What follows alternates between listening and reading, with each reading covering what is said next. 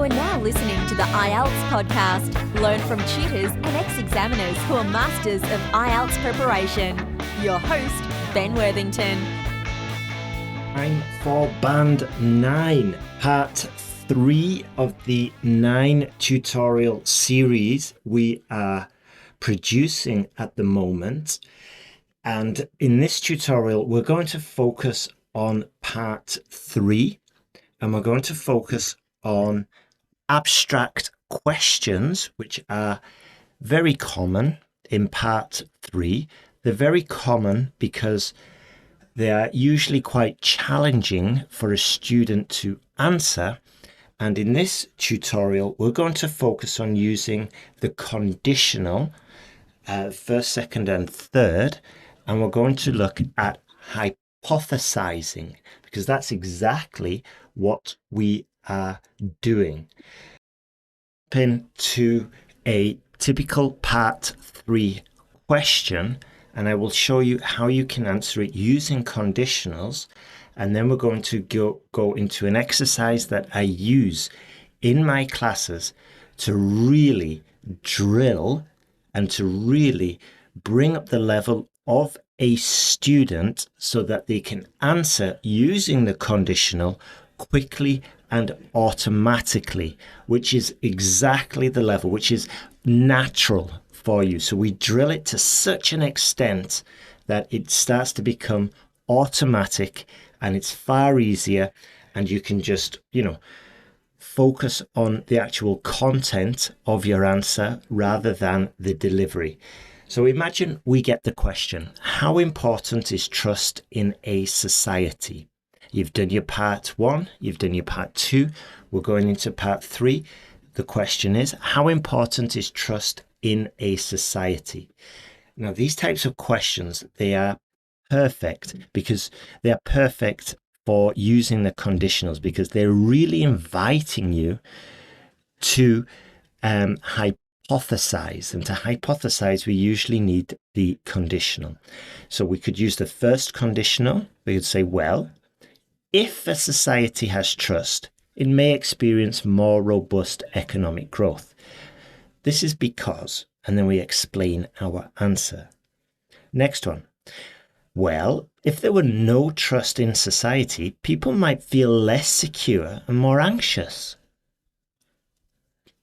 This is because, and we develop our answer. Third conditional.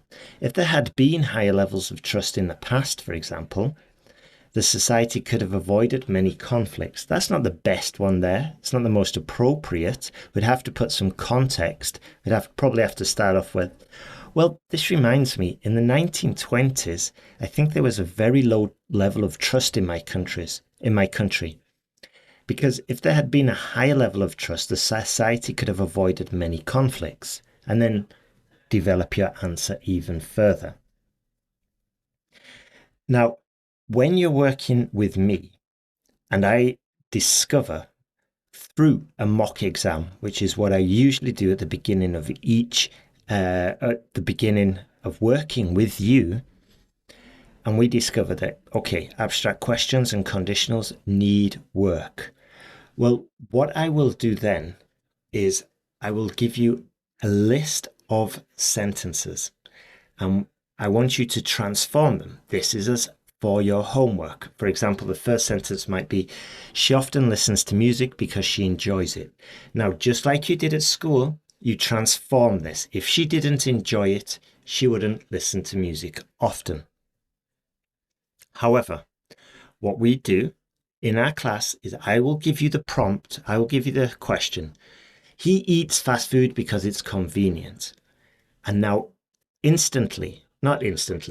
as soon as possible, I want you just to convert that into a conditional sentence. If it weren't convenient, he wouldn't eat fast food. They go to the gym because they want to be healthy. If they didn't want to be healthy, they wouldn't go to the gym. And I will just be hitting you with about 20 sentences, and we'll decide at the beginning. We're going to focus on the first conditional or the second conditional in this exercise.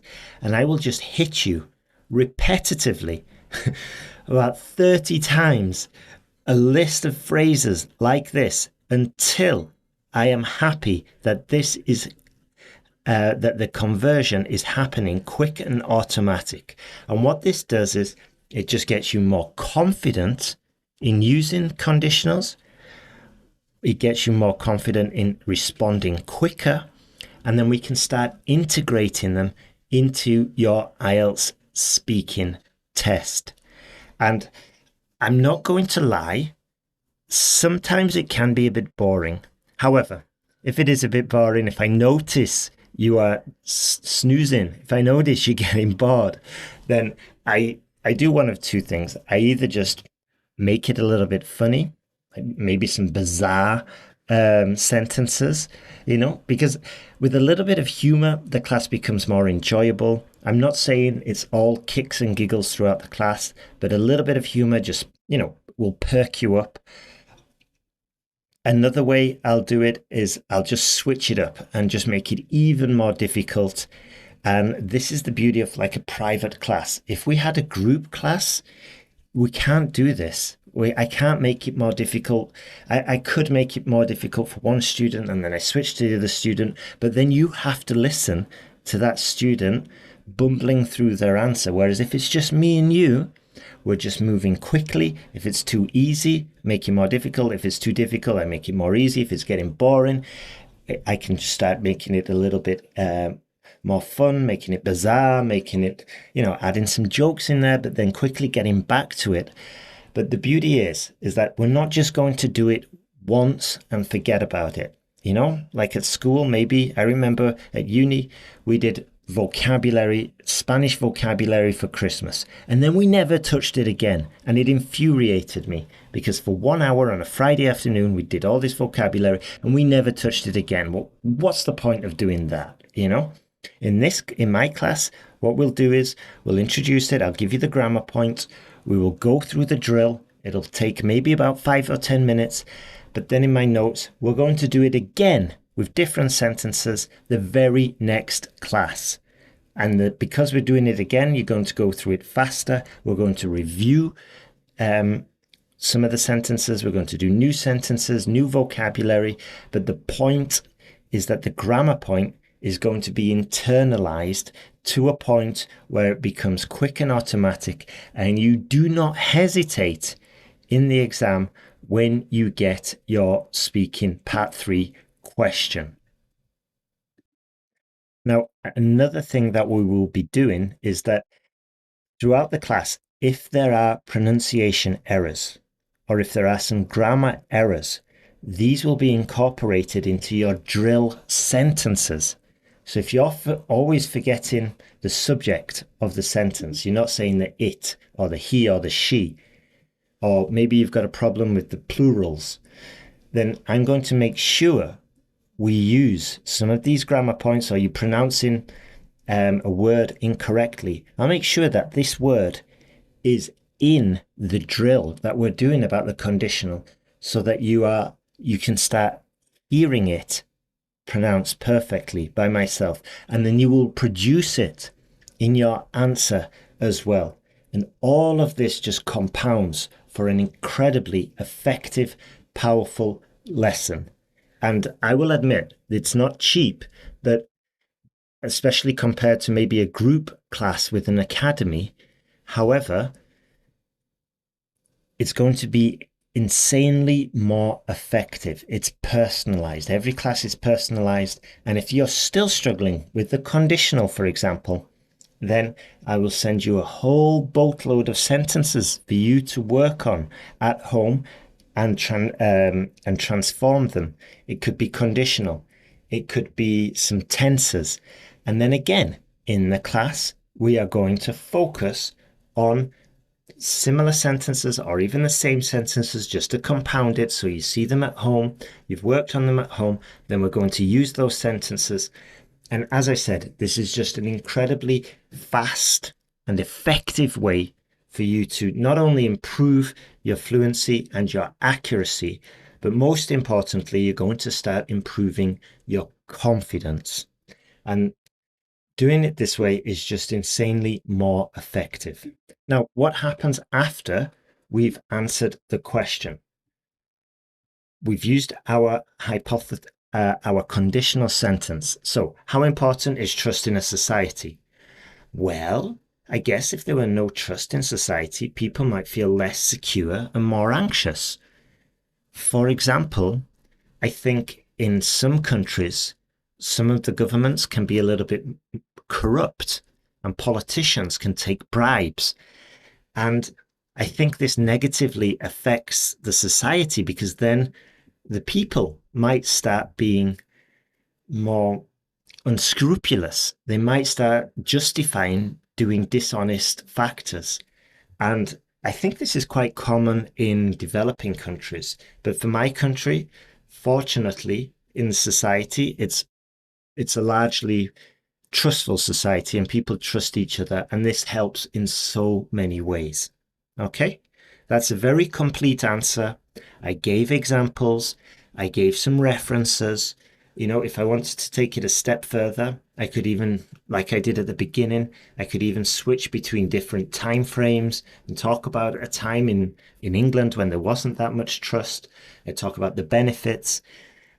It really is a question of, you know, just having a framework in there and just realizing when is the opportune time for using a conditional, and then following the structure that we've covered before of giving examples and developing our answers. And this goes beyond, you know, abstract questions. These are skills that you can use later in life as well, just for giving complete answers, you know, just for boosting your confidence. And this will help you in your job interview, in your university interview. So these are life skills.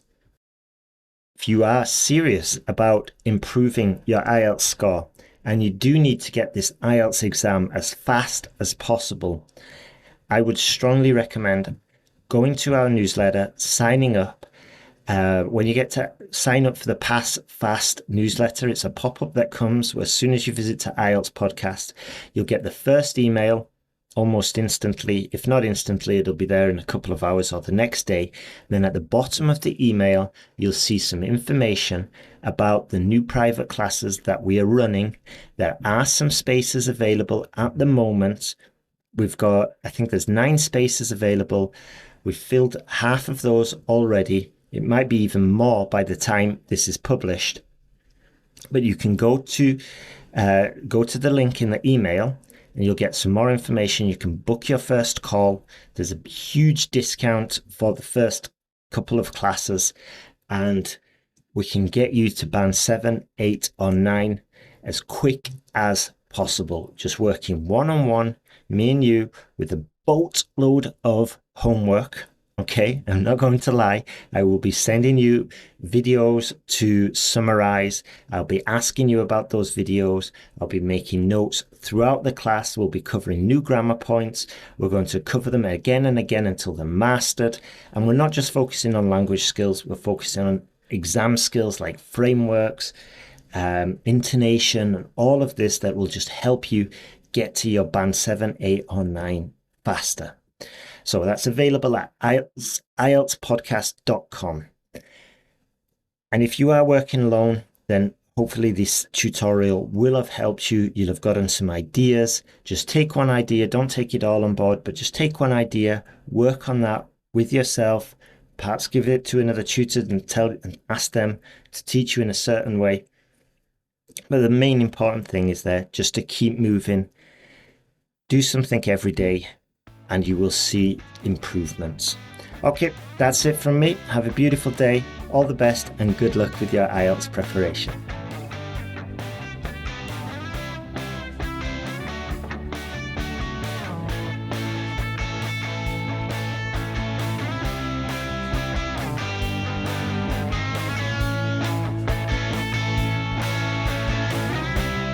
Thanks for listening to IELTSPodcast.com.